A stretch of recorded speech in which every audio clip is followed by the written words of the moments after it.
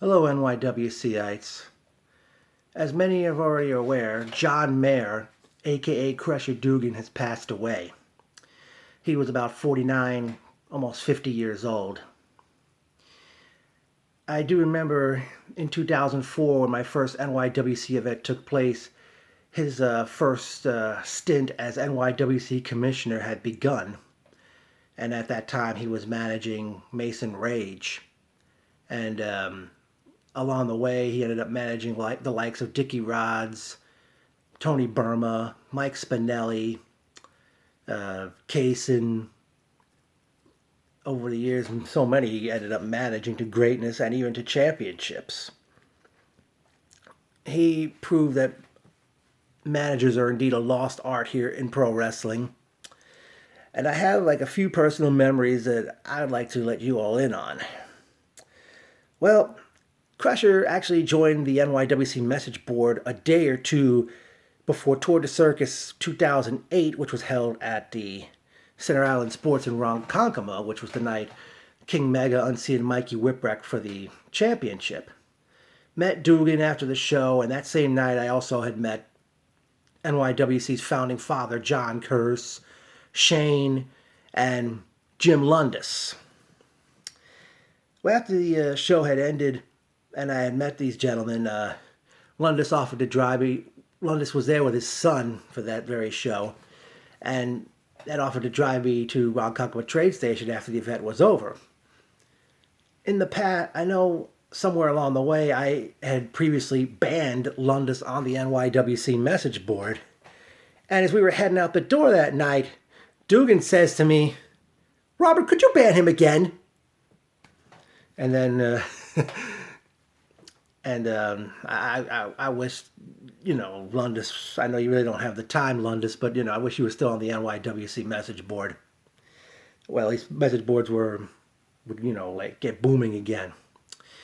Okay, in 2006, as I said, Doogan, my first show in 2004, Doogan was in his first stint as the NYWC commissioner. Later that year, at a show at JFK Middle School. I apologize if it's not a middle school, but I know it's on Lake Avenue in Deer Park. They actually did a show where they decided to have an election where Doogan would remain commissioner or Mikey Whipwreck would become commissioner, and the fans were the ones that got to vote. And I forgot, between the end of that show and the next show that was coming, they announced that Whipwreck had won the election. But in 2006, by virtue of losing a match to Dickie Rods, Doogan became commissioner again, and Whipwreck had left NYWC at the time. Then, a short time later, Doogan had taken some time off, and in the meantime, pardon me, Mr. Entertainment, Brian Vitko, had come along, and he started hanging out with Rods, who was in his third and longest run as NYWC champion, and Vitko was the acting commissioner. Then, at the conclusion of the 2007 Psycho Circus, Doogan had come back, and he said that, that he had come back and taken back his office, and he and Mikey brought Mikey Whipwreck back, and they were aligned together, and pretty much spent the most of 2007, seemingly feuding with Rods and Vitko. And also that was the year where Doogan's first group, the Black Circle, was created, which consisted not only of Whipwreck, but consisted of Scyther, Devil's Outlaw, Deathmatch's Guardian, Stockade, and Foxy Dreams. Foxy also was a part of that group for a time. I don't know where they got the idea for the black shirts and the red ties, but they were collectively known as the Black Circle. Then in 2009, Whipwreck had retired, and Stockade and Scyther were on quite a losing streak for some time, and by the end of 2009, Stockade and Scyther were at each other's throats, and at the 2010 Psycho Circus, they faced each other with Doogan as referee, and Doogan had enabled Stockade to win the match, and Doogan and Stockade were aligned together again, and they actually kicked off, well, actually, as time went on, one guy not really forgot about, but he actually debuted in 2010, the Genocide Junkie Damon Crowley. I wish he was still around. It was him and Stockade and Doogan had started up a new group called the Order of the Black, which later consisted of the demonic juggernaut Apollyon, Rex Lawless, the Desolate One. In 2000, also I think it was in 2010 or 11, Victor Cruz, who later became Ultimo Maya, had joined. In 2011, Dickie Rods and Nikki Sixx, who later became Nikki Adams, had joined. And 2011 was quite a dominant year for the Order of the Black, because by the end of the year, they had all the championships in NYWC. Stockade won the Fusion Championship, and he ended up the longest reigning Fusion champion in history. Nikki Adams became the first ever Starlet champion, and her reign lasted well over a year. Dickie Rods and Rex Lawless became the tag team champions, and Apollyon had won the NYWC championship. And also, along the way, Rods, I don't know why he left the company or what he did, but Mikey Whipwreck basically had joined the Order of the Black, and Mikey and Rex were tag champions for a good year. And then in 2012, Stockade lost the Fusion Championship to Tony Nese. Nikki Adams slowly distanced herself from the group, so the Starlet title went with her as well, even though she did lose it a short time after leaving the group. Whipwreck and Rex lost the tag titles. And then at Psycho Circus 11, Apollyon's dominant reign as NYWC champion ended at the hands of the Big O. After that very show ended, I was waiting a very long time for a cab, which never showed. And Doogan actually had come outside, and he actually drove me off to the Twisted Shamrock, which used to be by Babylon train station, and where NYWC did after parties after their shows had ended. And I didn't forget Doogan for that one. Let me see if there's other memories I can tell you. Well, in 2013, Order of the Black was basically crumbling, and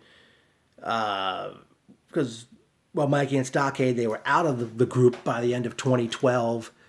Rex had gotten injured.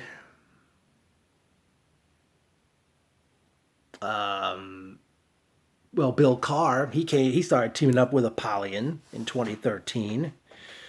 And in 2014, Aria Cadenza had aligned herself with Doogan, but I think he eventually stopped managing her. Also in the year 2014, Doogan and Vitko came together to form the Seven Deadly Sinners, which consisted of themselves, Stockade, Apollyon, King Mega, Jamie Van Leemer, and I'm sorry, it wasn't. No, I'm sorry. King Mega was not in it initially, but it was Doogan, Vitko, Stockade, Apollyon, Casanova Valentine, Jamie Van Leemer, and Joey Conway. But then, I think it was near the end of 2014, Conway was thrown out of the group and replaced by King Mega. And they had a pretty good run. Stockade wound up NYWC champion in 2015 and was very dominant. In the process, Van Leemer got injured and still hasn't returned, but I don't know if he ever will at this rate.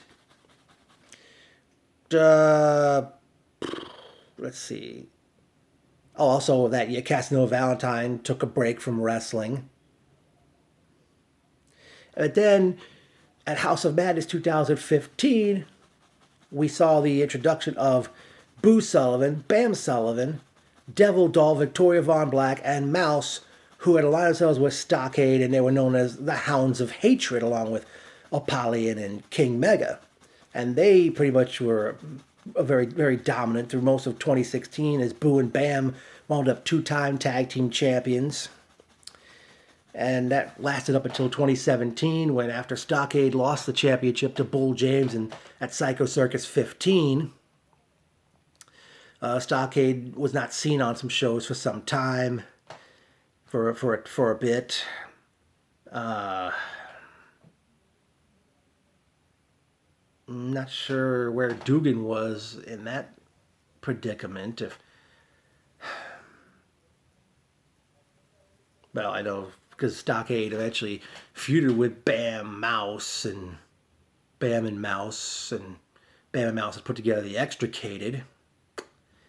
Oh man, darn. And I don't know. Well, the good news is in 2000.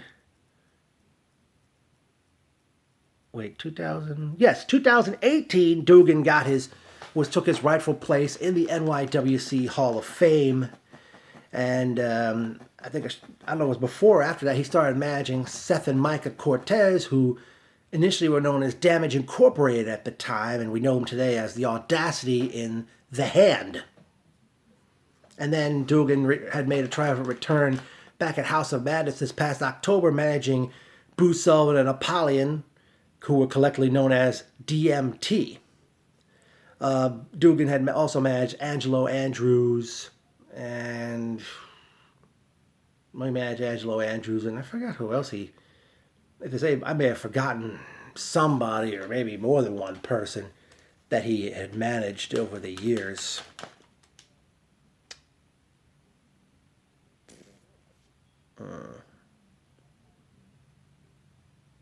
But yeah. But unfortunately, definitely he was a great man.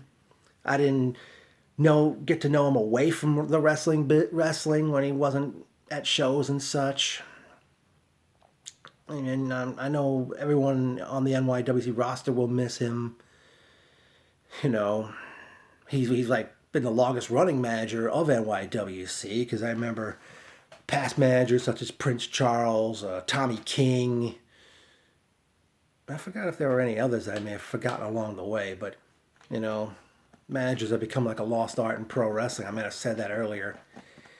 But, man, Crusher, you're going to be missed by everybody, including me.